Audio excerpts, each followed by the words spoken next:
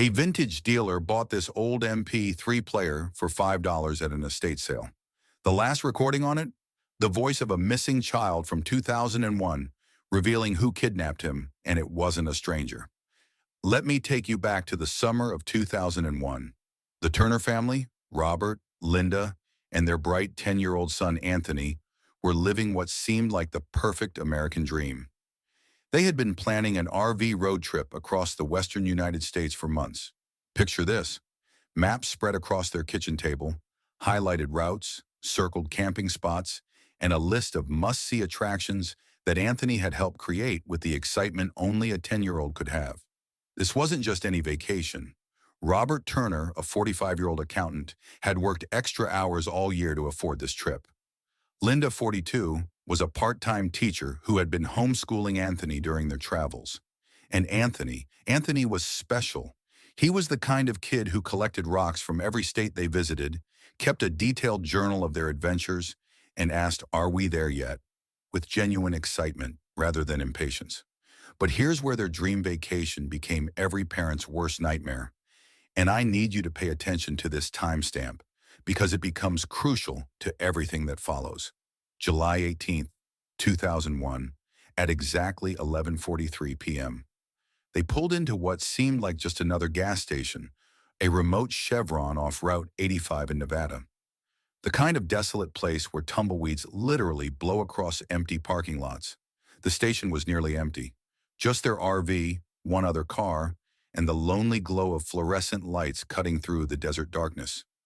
Robert needed to fill up the tank and grab some snacks, a routine stop they'd made dozens of times. "I'll be right back," he told his family, words that would haunt him for the next 24 years. "Just stay close to the RV."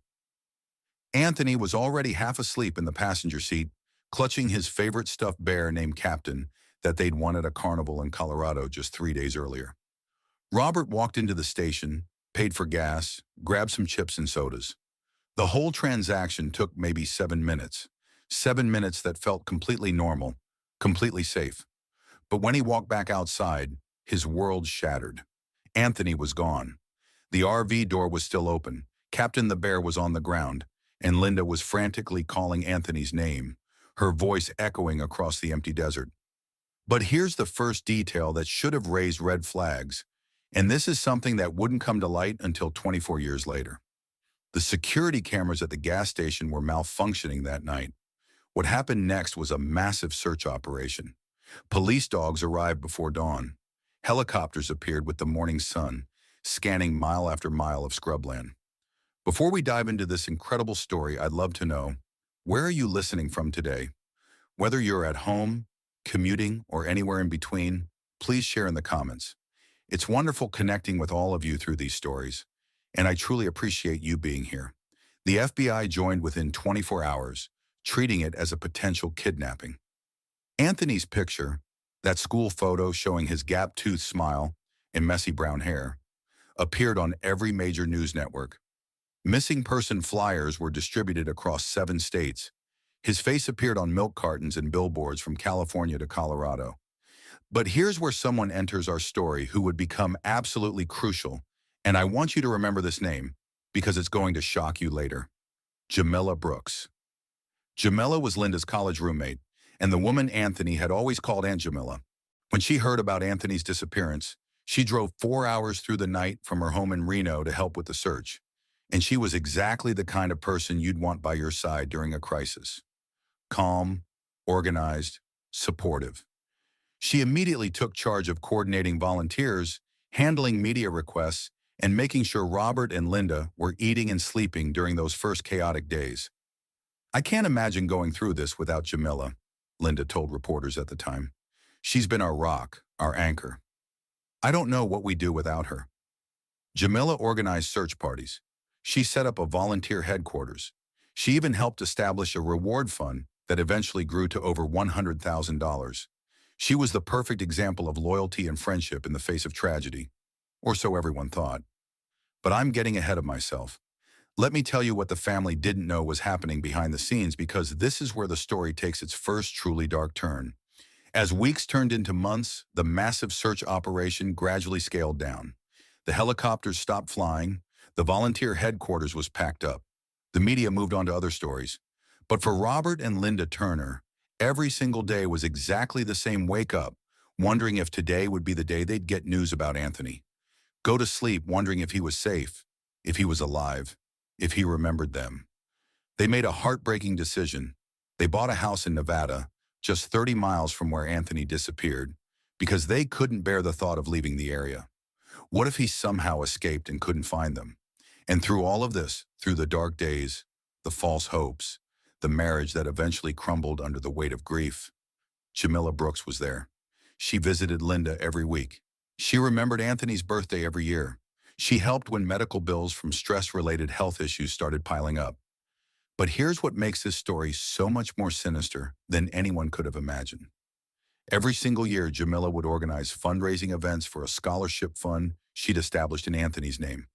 And at every single event, she would give a speech about Anthony, talking about his bright smile, his love of learning. She would often end these speeches by saying, "I know Anthony is out there somewhere, and I know he's grown into an amazing young man. I pray every day that he'll find his way home." The community loved her for it. She was considered a hero. But what nobody knew, what nobody could have possibly imagined, was that Jamila Brooks knew exactly where Anthony was, because she was the one who put him there. But how did anyone discover this horrifying truth after 24 years? That's where our story takes an incredible turn, involving a vintage electronics dealer and a discovery that would change everything. Fast forward to March 15th, 2025. Jason Stake owns Retro Tech Vintage Electronics in Portland, Oregon. It's the kind of shop that tech nostalgia lovers dream about. Old gaming consoles, vintage cameras, classic MP3 players from the early 2000s. Jason has been in the vintage electronics business for 12 years, and he's developed a keen eye for items that might be worth more than their asking price. So when he walked into an estate auction in suburban Portland and saw a cardboard box labeled Electronics $40, he was immediately interested. Most people at estate sales want furniture or jewelry, Jason explains.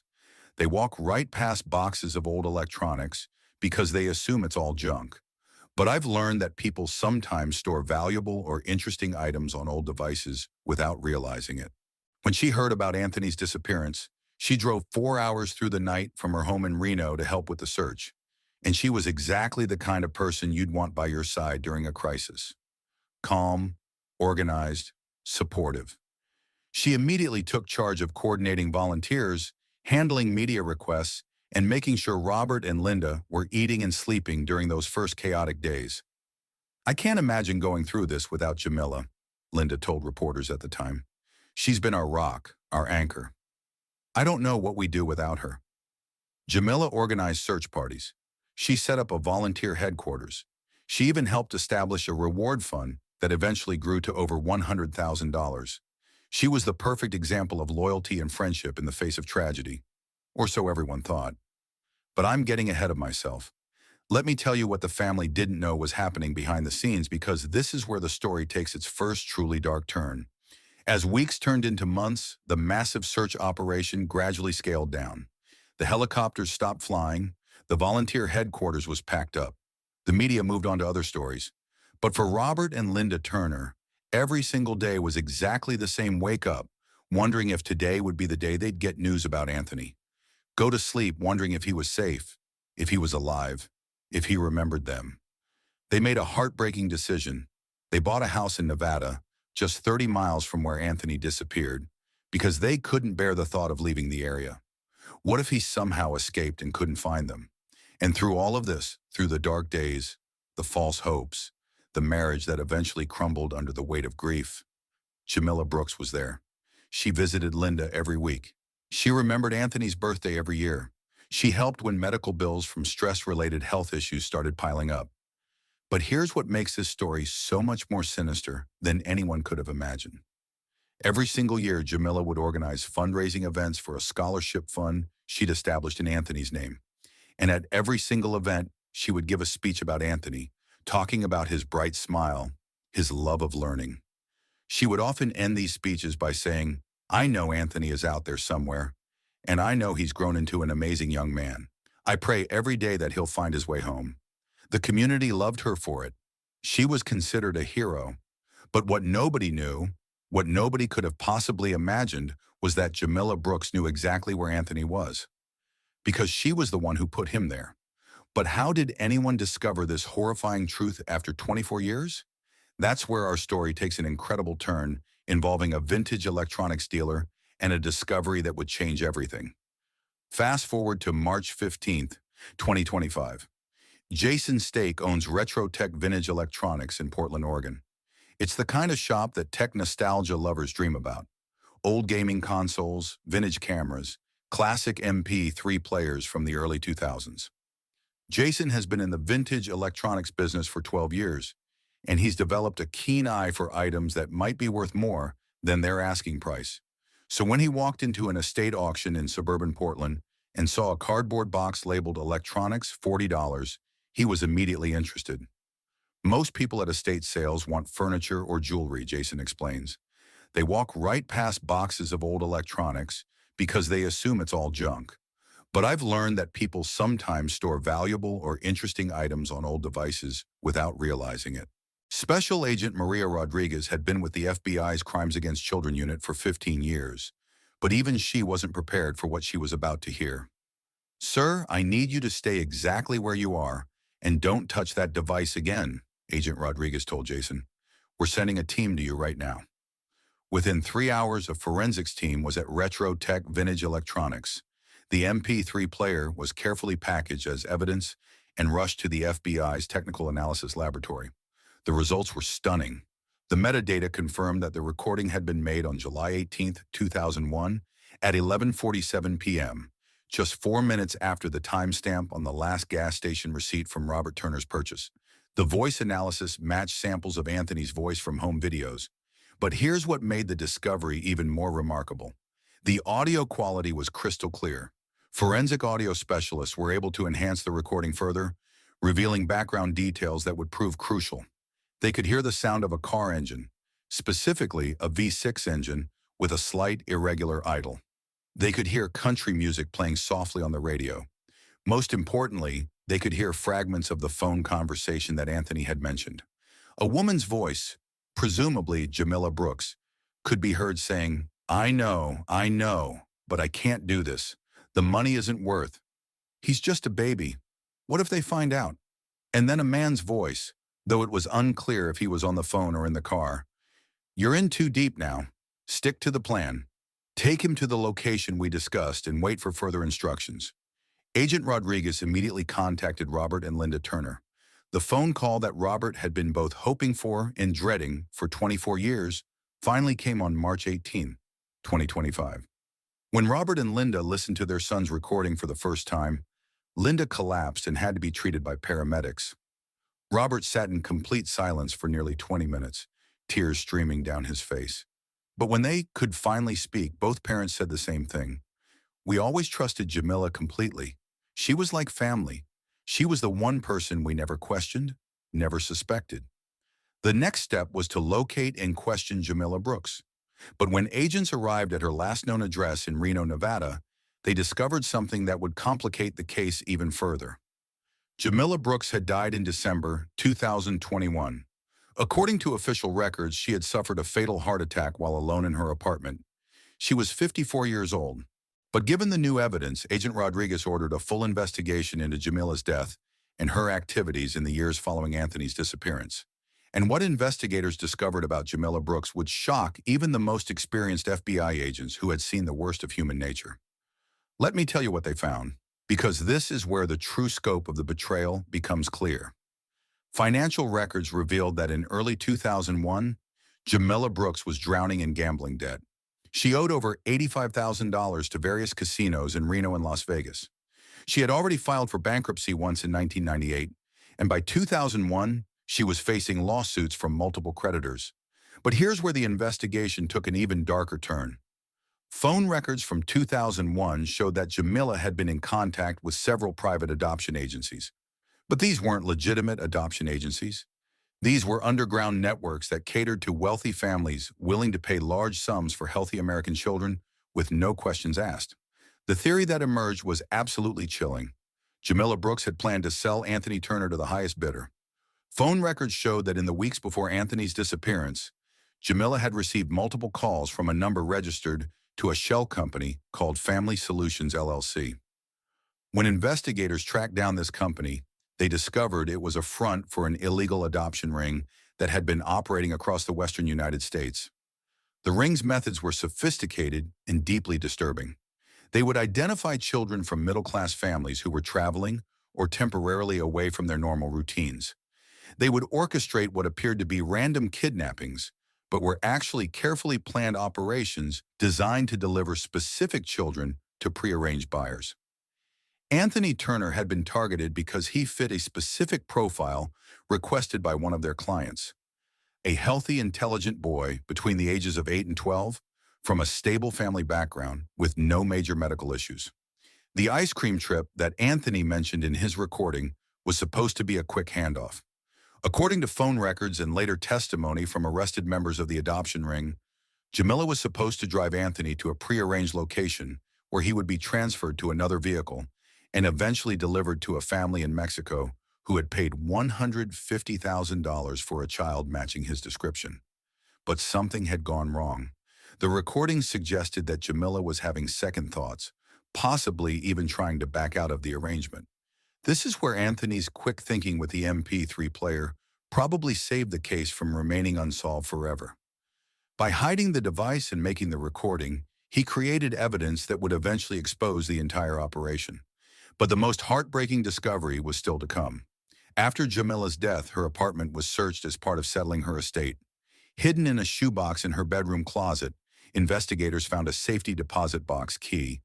Inside the safety deposit box was $50,000 in cash, Anthony's small Pokemon backpack from that night in 2001, and a sealed envelope marked to be opened only after my death.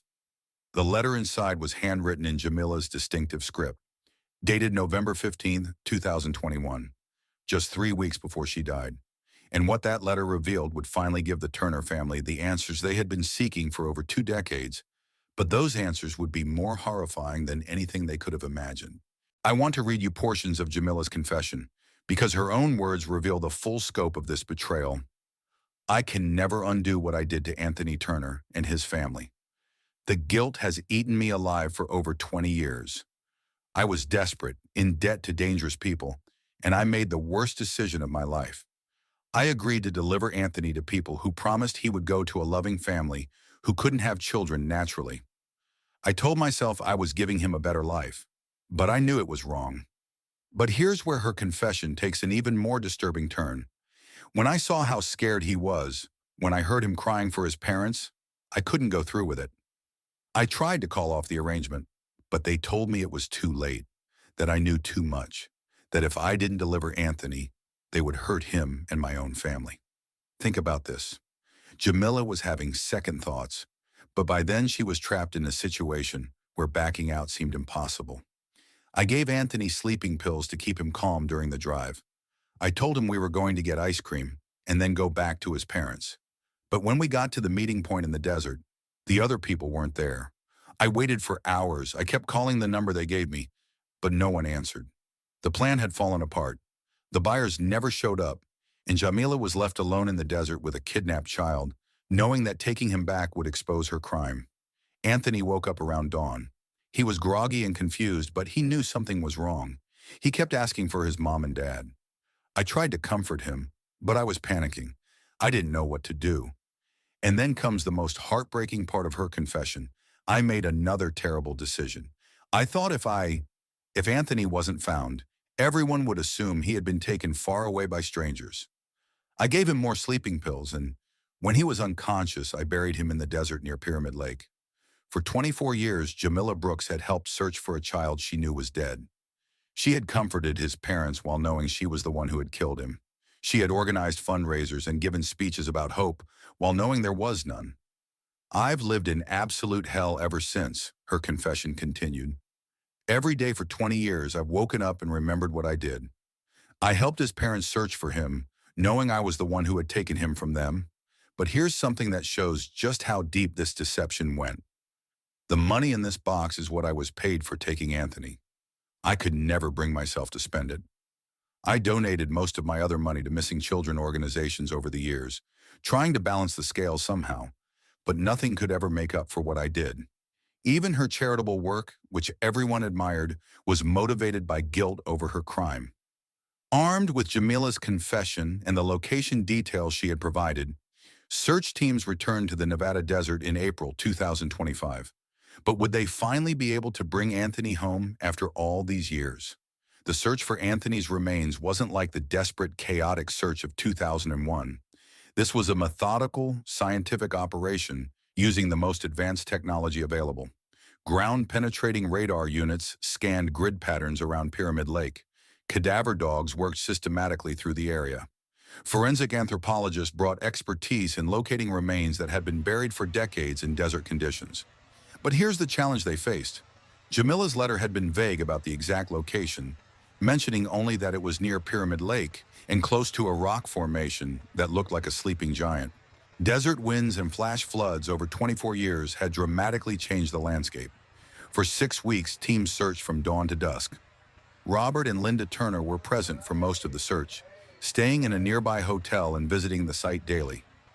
"We need to find him," Linda told reporters. "We need to bring Anthony home." But after 6 weeks of intensive searching, no remains were found. The harsh desert environment had likely scattered or destroyed any evidence that might have existed. However, the investigation into the adoption ring that had targeted Anthony led to something extraordinary: the dismantling of one of the largest child trafficking networks in U.S. history. The network, which operated under various names, including Family Solutions, LLC, was responsible for at least 47 child disappearances between 1995 and 2010. The FBI's investigation, codenamed Operation Anthony, resulted in 23 arrests across 8 states and the recovery of 12 children who had been living with families unaware of their illegal adoptions. Anthony's courage in making that recording quite literally saved lives, Special Agent Rodriguez explains. Without that evidence, we never would have identified the network or recovered those other children. But here's something that shows the true scope of this conspiracy. 8 of the 23 children identified by the task force were never found, and their cases remain open. The investigation revealed that when deliveries went wrong, as apparently happened with Anthony, the network's policy was to eliminate evidence rather than risk exposure. Think about that. Anthony Turner's case wasn't isolated. It was part of a massive criminal enterprise that had been stealing children for over a decade. The recovered children, now adults, have had varying reactions to learning about their origins. Some have chosen to reconnect with their birth families, while others have maintained relationships with their adoptive families. One of the recovered individuals, who asked to be identified only as Sarah M., shared her story. "Learning that I was taken from my birth family was devastating, but it also explained questions I'd had my entire life. I always felt like something was missing, like there were pieces of my story that didn't fit together. But Anthony's impact extends far beyond just this one case.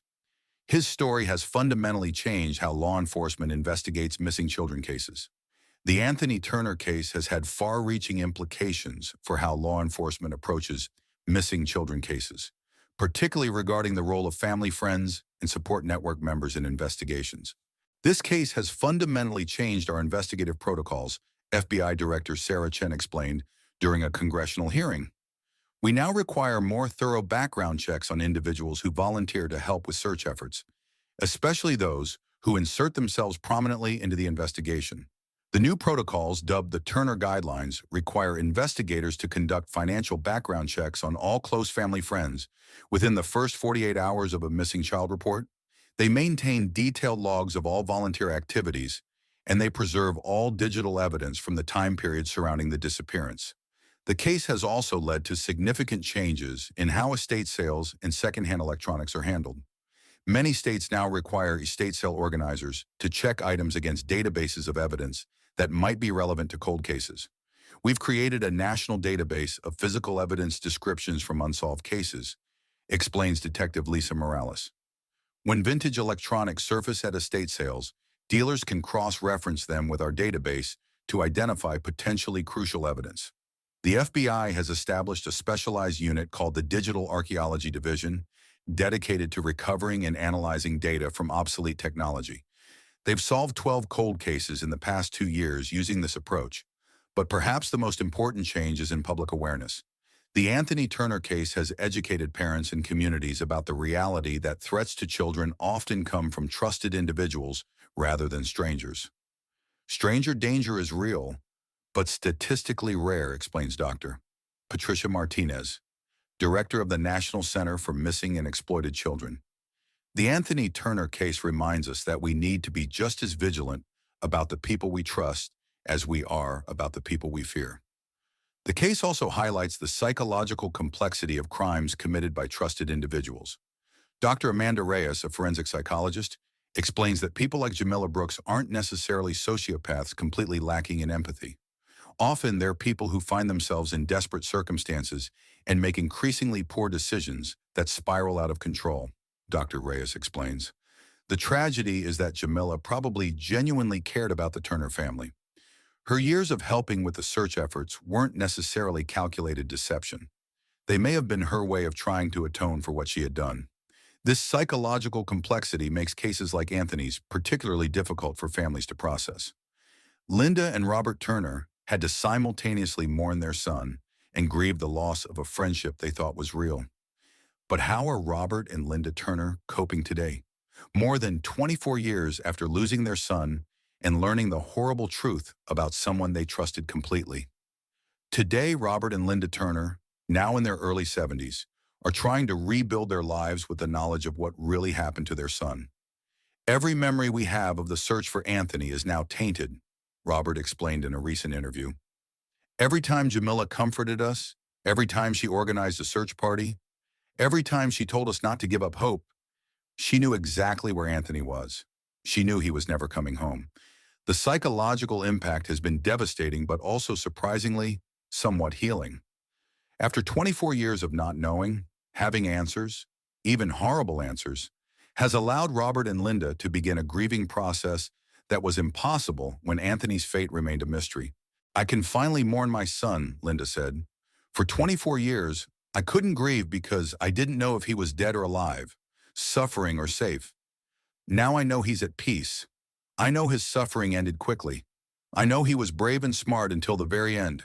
That 10-year-old boy managed to create evidence that solved his own case. I'm so proud of him. Robert and Linda have found a new purpose in their pain.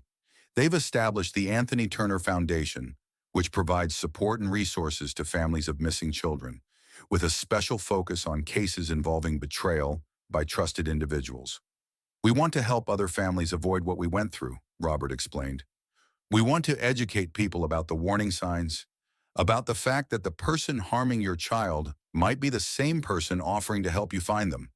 The foundation has also become advocates for changes in how missing children cases are investigated, pushing for policies that require more thorough background checks on people who insert themselves into search efforts. Anthony's MP3 player sat in someone's estate for over 20 years before Jason Stake found it, Linda noted. How many other pieces of evidence might be out there waiting to be discovered? We need better systems for preserving and analyzing digital evidence. The case has also benefited from crowdsourced investigation efforts by online communities dedicated to solving cold cases. Amateur investigators have analyzed every detail of Jamila's confession and identified several new potential search areas. One promising development came when satellite imagery analysis revealed several areas near Pyramid Lake, where the ground composition appeared to have been disturbed sometime in the early 2000s. Plans are underway for a new search operation using even more advanced ground-penetrating radar. We have reason to be cautiously optimistic, Agent Rodriguez said. Technology has advanced dramatically since our last search. We have better equipment, more precise location data, and a clearer understanding of how desert environments affect buried remains over time. But even if Anthony's remains are never found, his impact on protecting other children continues to grow. While Anthony Turner never made it home to his parents, his story has helped protect countless other children from similar fates. The scholarship fund that Jamila had established in his name, originally built on deception, has been transformed into something genuinely meaningful. After extensive discussions with ethicists, legal experts, and the Turner family themselves, the community college decided to continue the scholarship program but rename it the Anthony Turner Memorial Scholarship, with full disclosure about its origins. The students who benefited from these scholarships did nothing wrong, explained the college president. Anthony's family specifically requested that we continue helping young people with their education because they believed that's what Anthony would have wanted. The Anthony Turner Act, passed by Congress in late 2025, provides federal funding for digital archaeology units in all 50 states and requires more thorough background checks for individuals who volunteer in missing children searches. But perhaps the most important legacy is the awareness that Anthony's story has created. Support groups have formed to help people process the broader implications of betrayal by trusted individuals. Cases like this create a kind of social paranoia, explains trauma specialist Dr. Jennifer Walsh. People start questioning their neighbors, their friends, anyone who seems too helpful or too interested in their children. But the goal isn't to make people paranoid, it's to make them appropriately cautious. The case also represents a breakthrough in digital archaeology. Jason Stake, the vintage electronics dealer who discovered Anthony's recording, has since worked with law enforcement on 17 other cases where vintage electronics contain potentially relevant information. These old devices are like time capsules, Stake explains. People in the early 2000s often didn't understand how much information these devices retain. Anthony's case proved that digital evidence can survive for decades if the storage medium remains intact. The success has led to similar programs being established internationally, with cooperation being particularly important for cases involving human trafficking networks that operate across borders. As we reach the end of Anthony Turner's story, it's important to acknowledge what we know and what remains a mystery. We know that Anthony Turner was a brave, intelligent 10-year-old boy who, in his final hours, had the presence of mind to create evidence that would eventually solve his own case and help other children. We know that he was betrayed by someone his family trusted completely, and that this betrayal was motivated by financial desperation rather than malice. We know that Jamila Brooks carried the guilt of her actions for 24 years, and that her attempts to help search for Anthony may have been genuine expressions of remorse, even though she could never bring herself to reveal the truth. We know that Anthony's death was not in vain. His story has led to systemic changes in how missing children cases are investigated, has resulted in the rescue of other trafficking victims, and has educated countless families about child safety. But significant questions remain unanswered. Anthony's remains have never been found, despite extensive searches using the most advanced technology available. The harsh Nevada desert has kept its secrets, leaving his family without the closure that comes from laying a loved one to rest. However, the investigation into his case remains active. Every year, technology gets better at analyzing trace evidence, enhancing audio recordings, and using satellite imagery and ground-penetrating radar. We're not giving up on finding Anthony's remains, Agent Rodriguez explains. We owe that to his family and to his memory. Whether Anthony's remains are ever found or not, his family has made peace with knowing the truth. We know he was loved, we know he was brave, and we know his story will help protect other children, Linda said. That has to be enough. The story of Anthony Turner reminds us that evil doesn't always lurk in dark alleys or hide behind strangers' faces. Sometimes it sits at our kitchen table, comforts us in our darkest hours, and helps us search for what it has taken from us. But Anthony's story also reminds us of the incredible resilience of the human spirit. A 10-year-old boy, facing unimaginable terror, found the courage and presence of mind to leave behind evidence that would eventually expose his killer and save other children.